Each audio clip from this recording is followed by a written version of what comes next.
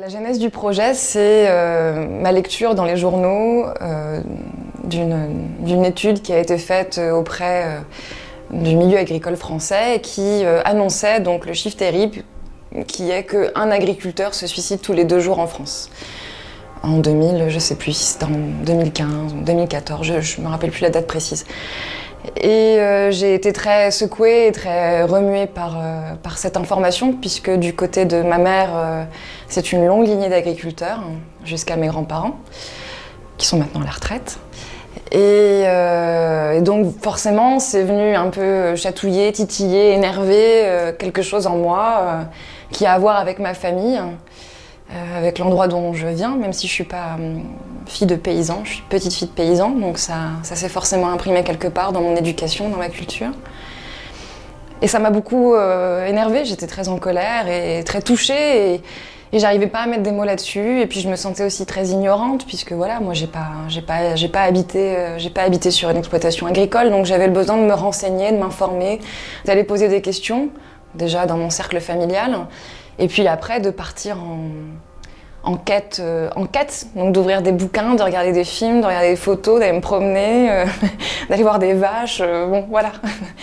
Et il se trouve qu'à ce moment-là, le hasard a bien fait les choses, puisque la Sala Beckett de Barcelone m'a conviée à un stage d'une semaine qui s'appelle l'Obrador d'Estiu, pour lequel on m'a commandé un texte court de 20 minutes, et le thème était autour du pouvoir. Et je me suis dit que mes préoccupations du moment pouvaient peut-être rencontrer cette commande que me passait la Sala Beckett, puisqu'il me semblait que la question du pouvoir, c'était une question centrale quoi, dans cette crise agricole, à qui on délègue du pouvoir, comment les agriculteurs ont ou au contraire n'ont absolument pas de pouvoir. Et donc ça m'a lancée comme ça, et c'est ce qui a constitué la première partie du texte, qui est donc l'histoire d'un agriculteur qui récupère de sa naissance jusqu'à sa mort, comme ça, de façon un peu rapide, en mode dans l'histoire dont vous êtes le héros. Et cet agriculteur, voilà, on le voit grandir, et puis on le voit récupérer la ferme de son père, et puis cet agriculteur-là vit à une époque, notre époque, quoi, de crise agricole, donc ça se passe pas très bien, il croule sous les dettes. Il croule sous les dettes, ça va pas, et puis lui il se rêve un autre destin. Et donc il va commencer à s'imaginer qu'il ne veut pas être éleveur de porcs, puisqu'il récupère l'exploitation porcine, mais qu'il veut être un éleveur de vaches et donc être un cow-boy.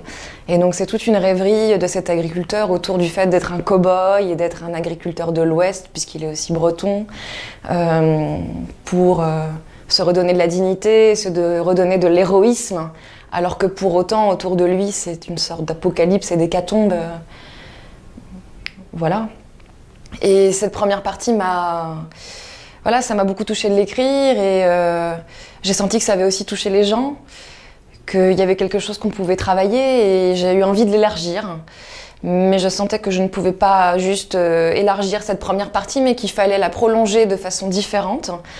Et il se trouve qu'au même moment, évidemment, une question en ouvrant d'autres, se poser la question de la condition agricole, c'est pas se la poser que du côté des hommes, mais c'est se la poser aussi du côté des bêtes. Après, c'est des préoccupations très actuelles dans nos années 2010. Donc je me suis intéressée au bien-être animal, à la sensibilité animale. Donc là, j'ai ouvert des bouquins de philo, j'ai regardé des documentaires, je me suis passionnée pour tout un tas de bouquins pour essayer de penser ce que c'est qu'un homme, de penser ce que c'est qu'un animal, de penser ce que c'est les deux réunis, d'aller aussi faire de la recherche du côté de l'éthologie. Et puis après, je suis tombée sur mes histoires de procès d'animaux, qui donc sont des procès qui avaient lieu au Moyen-Âge, et c'est ce qui a donc permis en fait de constituer la deuxième partie du texte, qui aussi avait l'avantage d'être très différent de la première partie. Donc c'était parfait, puisqu'on faisait un bond vers ailleurs. Et donc j'ai inventé le procès d'un cochon en direct à la télévision. C'est pas que la télé d'ailleurs, c'est aussi les médias, le numérique, les réseaux sociaux, Internet. Et ensuite j'ai inventé une troisième partie qui se passe dans un futur encore plus lointain, où on s'imagine donc, c'est le monologue intérieur d'une truie qui porte des bébés d'hommes. Et ce qui est amusant, c'est que pour cette deuxième et cette troisième partie, les gens sont souvent étonnés et ont l'impression que j'ai beaucoup d'imagination. Mais en fait, la deuxième et la troisième partie sont basées sur des choses du réel. À savoir que les procès d'animaux étaient effectivement des procès d'animaux qui se sont tenus pendant le Moyen-Âge. Donc moi, j'ai juste adapté ça à la sauce contemporaine, médiatique, numérique, technologique. Et la troisième partie, pareil, on va se dire, mais qu'est-ce qu'elle nous raconte avec son histoire de truie qui est enceinte de bébé d'homme? Mais c'est vrai aussi, c'est-à-dire qu'en ce moment, on est en train de faire des expérimentations pour que des grosses truies puissent éventuellement porter des bébés d'hommes, qu'on arrête, du coup, on arrête la gestation rapidement. Et l'idée, ça serait de pouvoir récupérer les organes pour qu'ensuite ça puisse servir de stock d'organes pour les êtres humains.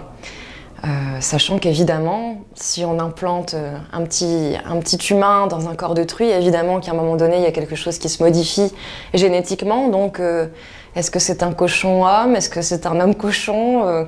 Comment est-ce qu'on définit cette nouvelle entité qu'on met à l'intérieur d'un corps de truie? Donc, c'est un peu ça le parcours du texte. Et puis, ce qui s'est tissé progressivement de partie en partie, c'était de s'interroger sur notre identité. Donc, quand je dis notre identité, c'est large, c'est pas notre identité d'être humain, mais notre identité d'être vivant, en fait, tout simplement, puisque nous sommes aussi des animaux, il faut se le rappeler. Et de voir comment les choses se brouillent, comment la définition d'un homme, la définition d'un cochon, la définition d'un être vivant, elle évolue aussi en fonction des époques, que d'un seul coup aussi, voilà, ça se brouille, ça se trouble, qu'on n'arrive plus bien à faire la différence. Est-ce que finalement quelqu'un qui, je sais pas, a un cœur reconstitué avec des cellules de cochon, est-ce que finalement il n'est pas déjà un peu cochon, etc., etc., quoi. Ça a tissé ça comme une espèce d'anticipation, de dystopie, je sais pas, à partir d'éléments très concrets du réel qui est la crise agricole des années 2010.